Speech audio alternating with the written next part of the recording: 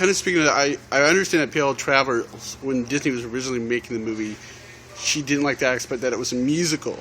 Could you imagine Mary Poppins without the music? I could imagine a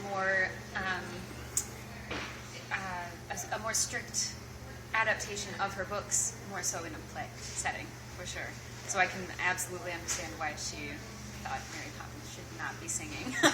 And it's also interesting, it's an interesting question, and kind of using Julie Andrews as our segue, you have the musical My Fair Lady, which many people are very, very familiar with, which is based off of the George Bernard Shaw play Pygmalion.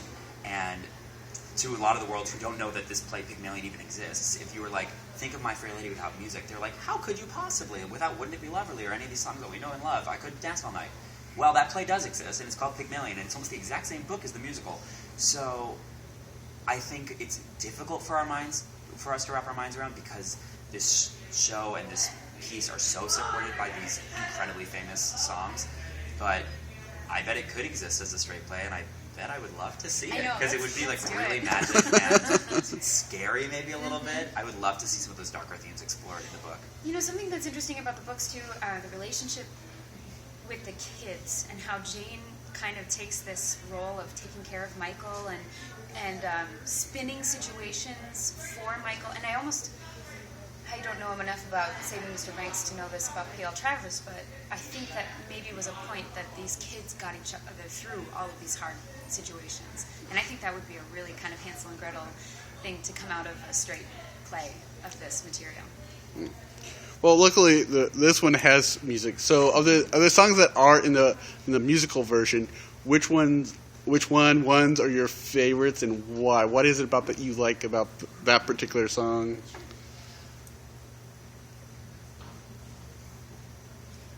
That is hard. It's funny, because every run-through, I'll turn to Kira and I'll be like, oh, this is such a nice moment. Like, I love to get to do this with you.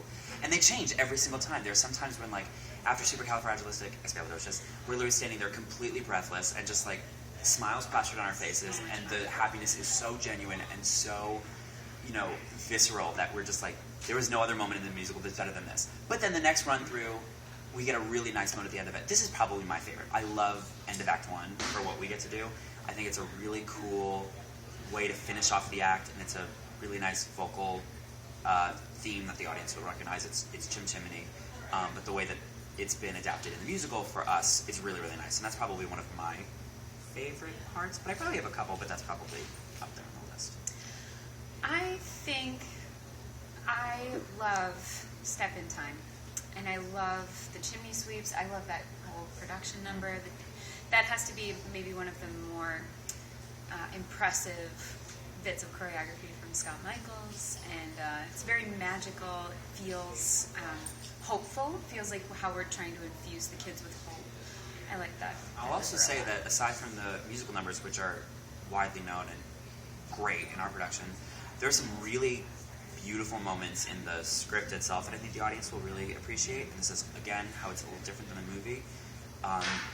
We really get to learn about these people as people and the relationships they form. And at least for me, the end of the show for us is really touching and poignant. And there are moments throughout where I think the audience will really sit up and take notice and really listen and hear things for the first time in terms of the text, not with the musical numbers. But yeah. Okay. My understanding is that Mary Poppins and Bert are like best of friends. Now I know Kira, you've been here for a number of seasons, but you're new this season, correct? I'm brand new to Indiana. So, what establishing that friendship, was that easy for you guys to do, or? Thankfully, yes. I was literally thinking on the car right here. I was like, I wonder what he could possibly ask, and I was like, I wonder if he asks about working with Kira. And I was a pretty last-minute hire addition to this season, and I found out on Friday, and I flew out that Monday to join the rehearsal process for the show. And I walked in, I was a zombie of a monster, and I kind of like sat down, and I just couldn't even think straight that day. And then when I finally got to actually talk to Kira and we began doing scene work, one of the first things I realized about her that I so identified with and just appreciated was her willingness to play and to be kind of wrong, and I'll use the words dirty, but I don't mean it in any sort of lascivious way. I mean just like to color outside the lines, and that's something that I strive for in my own education and learning of this craft. And so even while being in scenes and doing stuff with Kira, I've gotten to learn from her and get to every time we do the show, I get to do something different, and she gives me so much on stage that I feel I just want to give back. So in terms of just jumping head on into the relationship, I had no problems with it, and I have an utter blast playing with her on stage every night. And it's just so reciprocal. I feel the exact same way, and we really do just get to. We both kind of come from an acting school that preaches truth first, finding truth in moments, and so to play in that way has just been great. So we got very lucky. Okay, well, my last question, a little bit about yourself. I mean, both of you, although everyone knows you. I don't know about that. But a little bit about yourself, where you're from, and how long you're here for this season, Yeah. and then we'll wrap it up. Well, so I'm Justin. I'm born and raised in New York. I'm from Long Island. I currently live in New York City. I went to Northwestern University in Chicago, so I've spent 4 years in the Midwest, but I've never been to Indiana before. I was hired by Wagon Wheel actually a couple years ago, back when they did Carousel, Peter Pan, Chicago, that season. And I had already signed a contract elsewhere, so I wasn't able to come for the summer. But since that moment, I'd wanted to work here really, really badly. I auditioned this year, and some stars, planets, fates aligned, and I got to come here and do Bert. I'm only doing Mary Poppins this season, and who knows in future years, but I would love to come back. And then after this, I'm actually sticking around in Indiana and doing Sound of Music at the new Huntington Theater. So I'm kind of just like making my way around the state, but my short stay here so far has been nothing but pleasurable and professional and exciting, and I would very much like to come back in the future. And I was born and raised in Minnesota, and like you said, I've been here.